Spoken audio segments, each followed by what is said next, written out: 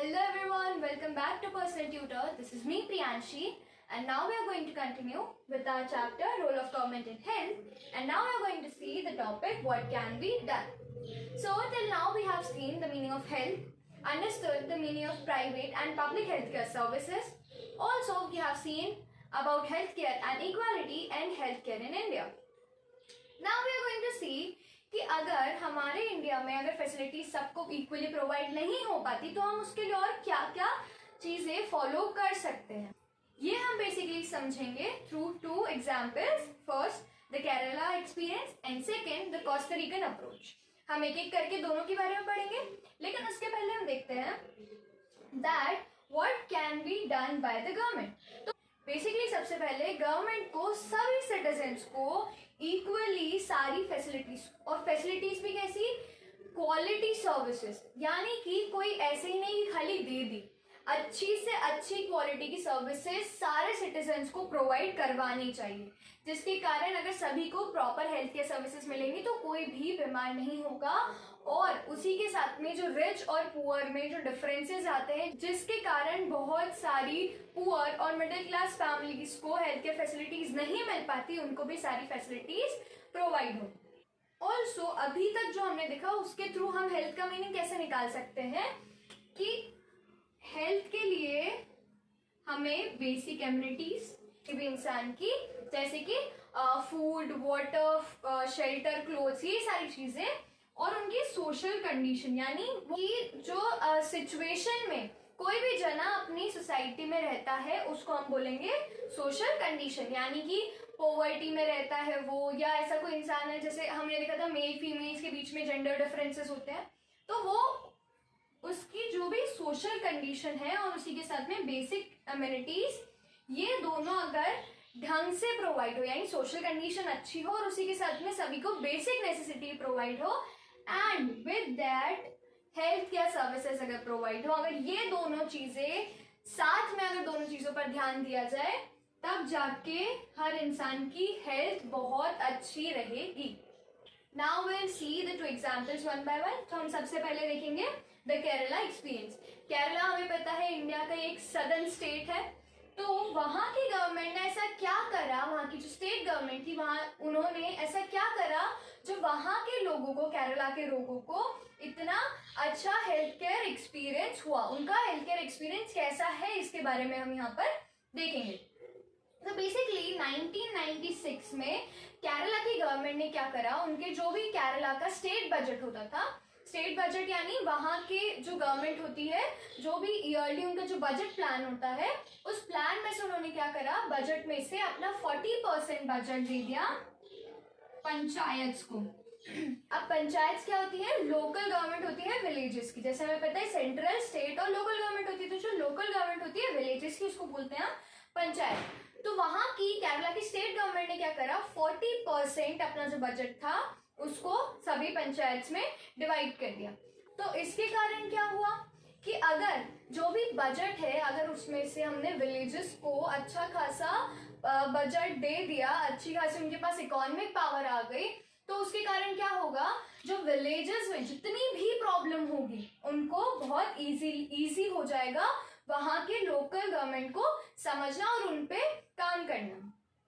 तो इसके कारण केरला में क्या हुआ, प्रॉपर प्लानिंग वो कर सके, जितनी भी लोकल गवर्नमेंट थी वहां की, जो पंचायत थी, वो प्रॉपर प्लानिंग कर सकी. किस चीज की, फूड की, वाटर की, वुमेन्स की डेवलपमेंट में, यानी वुमेन्स का डेवलपमेंट यानी जहां पर भी चाइल्ड एजुकेशन की बात आती थी, गर्ल एजुकेशन की बात आती थी, है ना, तो उन सारी चीजों पर इंक्लूडिंग एजुकेशन, और ये सारी चीजों पर वो जो पंचायत थी वो बहुत अच्छे से, वहां की जो लोकल गवर्नमेंट थी बहुत अच्छे से उन पर प्लानिंग कर पाई.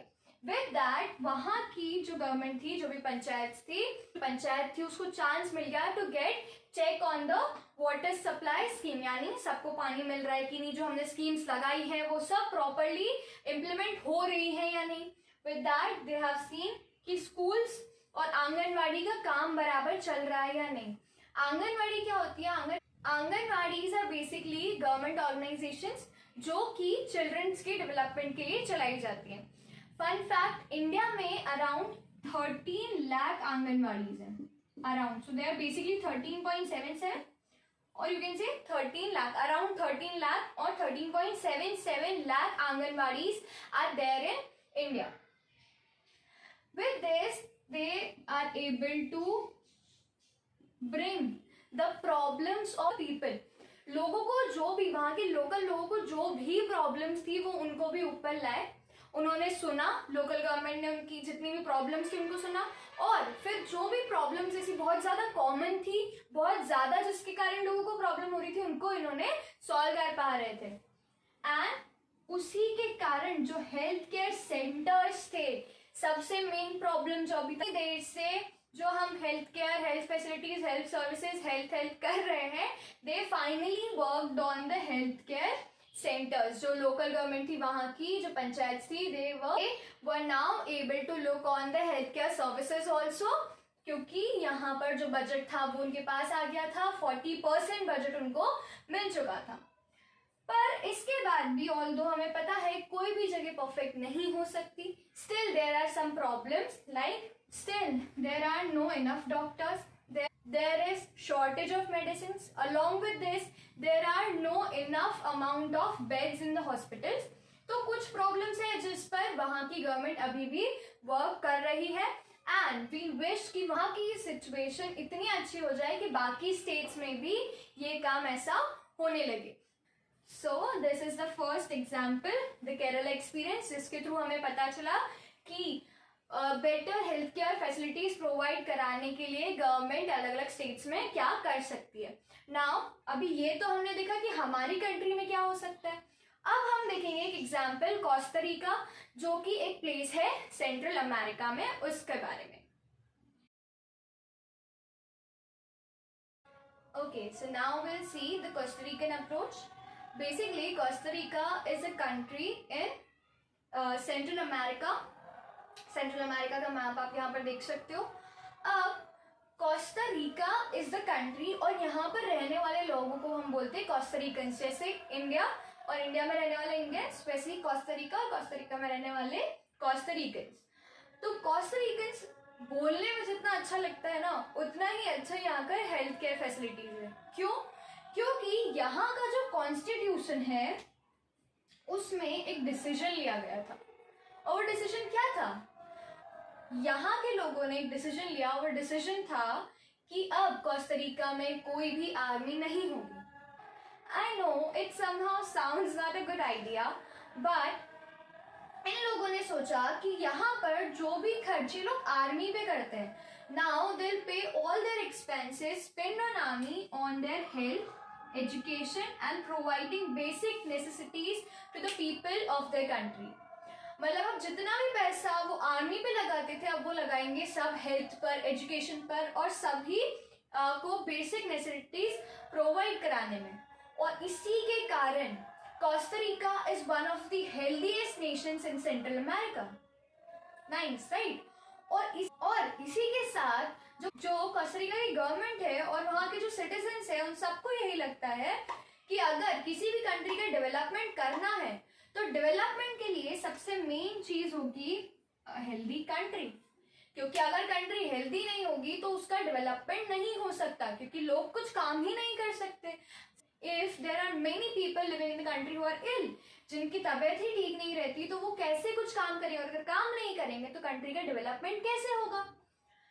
और इसी के साथ में ये लोग हमेशा, यहाँ की जो गवर्नमेंट है वो हमेशा ट्राई करती है कि यहाँ के सभी लोगों को सारी बेसिक नेसेसिटीज प्रोवाइड हो. जैसे हमने देखा था, food, shelter, water, proper water, drinking water services, ये सारी चीजें सबको प्रोवाइड हो. और उसी के साथ में the most important thing considered here is health education, यानी हेल्थ से रिलेटेड जितनी भी चीजें होती है.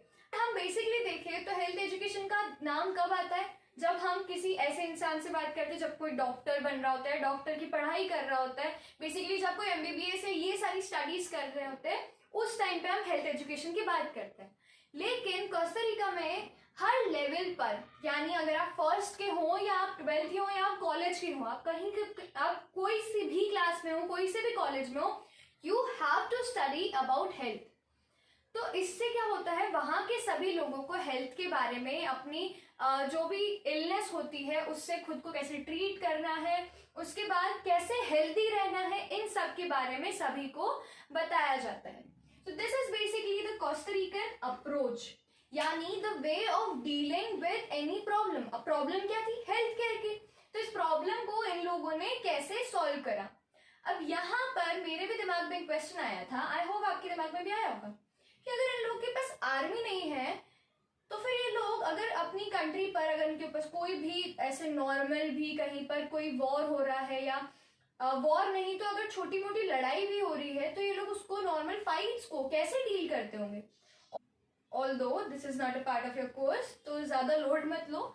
Just as a fact will talk about this, कि यहाँ पर आर्मी की जगह इन लोगों ने कुछ स्टैंडिंग पुलिस रख रखी है. जैसे हमारी कंट्री में भी होती है, पुलिस फोर्स होती है और मिलिट्री होती है, आर्मी होती है. तो ये लोग क्या करते हैं, बेसिकली पुलिस है इनके पास लेकिन आर्मी नहीं है. इन लोगों ने आर्मी की जगह पुलिस को अपॉइंट कर रखा है. पुलिस पर इनके जो एक्सपेंसेस है वो भी कम होते हैं. और ये जो कोस्टा रिका जो कंट्री है, यहाँ के लोग बहुत ही ज्यादा पीस लविंग है, इसीलिए ये लोग जितनी भी फाइट्स होती हैं, जितने भी वॉर्स होते हैं, उन सबको अवॉइड करते हैं. तो उसके कारण इन लोगों को कभी इतनी मिलिट्री की जरूरत भी नहीं पड़ती, इतनी आर्मी की जरूरत भी नहीं पड़ती. पर फिर भी for small fights they have police forces. So this is basically all about your chapter, role of government in health. Still, if you have any kind of doubt, you can still ask in the comment section. We'll surely try to answer all of your questions. See you in the next part. Till then, bye bye, take care and stay healthy.